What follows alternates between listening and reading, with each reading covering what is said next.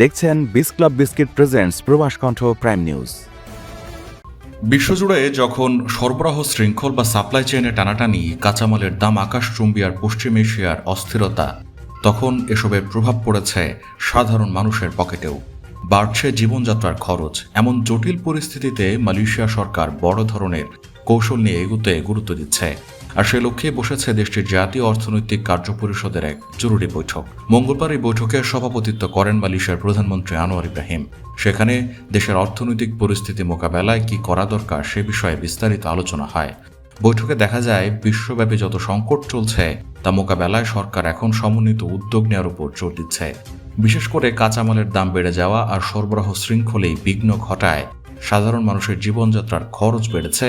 এই চাপ কমানোর জন্য কার্যকর পদক্ষেপ নিয়ে আলোচনা হয়। মালয়েশিয়ায় থাকেন, আন্তর্জাতিক কর্মপরিবেশে স্মার্ট ও সফল ক্যারিয়ার করতে প্রস্তুত, তবে আপনাকেই খুঁজছে প্রাণ মালয়েশিয়া। সমগ্র মালয়েশিয়া জুড়ে বিভিন্ন পদে আপনি হতে পারেন আমাদের পরবর্তী টিম মেম্বার। আপডেটেড সিভি সহ হোয়াটসঅ্যাপ করুন এই নম্বরে। বিশেষ করে সরকারি খরচ কমানো থেকে শুরু করে জনগণের জীবনযাত্রা সহজ করতে ভর্তুকি প্রদানে গুরুত্ব দিচ্ছে দেশটির সরকার।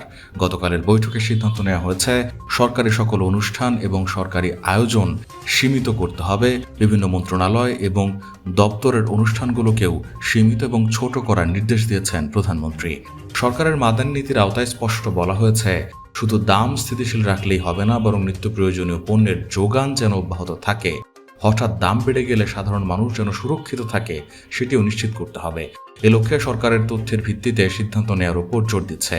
পাশাপাশি শিল্প খাতের সঙ্গে সম্পর্ক জোরদার করা এবং দ্রুত মাঠ পর্যায়ে কার্যকর উদ্যোগ নেওয়ার কথাও বলা হয়েছে।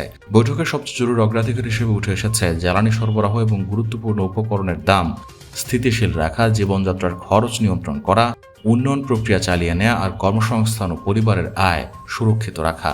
তার পাশাপাশি দীর্ঘমেয়াদে দেশের অর্থনীতিকে আরও শক্তিশালী করার পরিকল্পনার কথাও জানিয়েছে সরকার। বিশেষজ্ঞদের মতে বিশ্বজুড়ে যত অনিশ্চয়তা থাকুক না কেন, মালয়েশিয়ার অর্থনীতির ভিত শক্ত। তবে এই শক্তিকে কাজে লাগাতে প্রয়োজন সুসংগঠিত, সাহসী ও দৃঢ় উদ্যোগ। প্রবাস কণ্ঠ নিউজ ডেস্ক।